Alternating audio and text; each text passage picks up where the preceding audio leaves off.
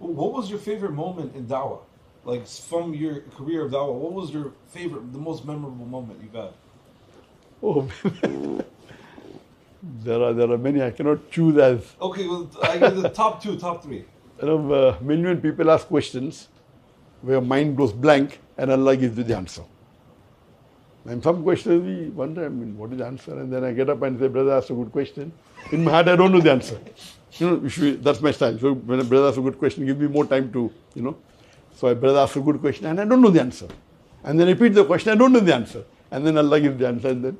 Okay. So that is like So mainly when someone asks me a very difficult question, which normally people can't answer, and then Allah gives me the answer, that is the time when I like so much. So when I get the questions, even now, online, difficult, and then I find the answer. And then the answer I find is very logical.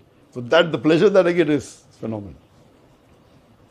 Can we get one brother asked a very good question? Because that's a famous video all over the world. Want me to give you the answer?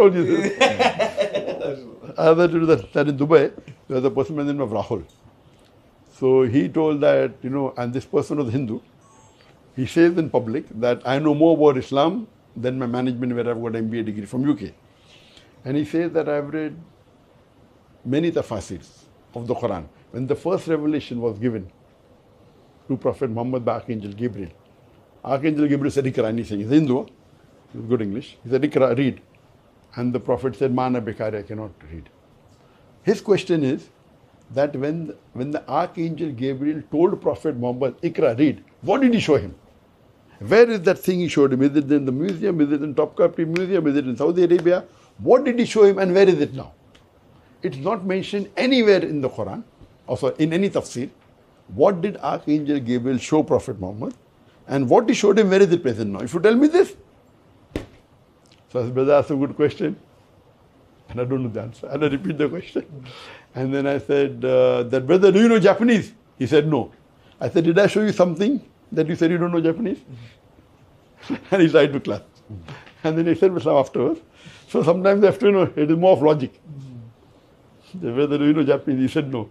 So I said, did I show you something in Japanese that you said no?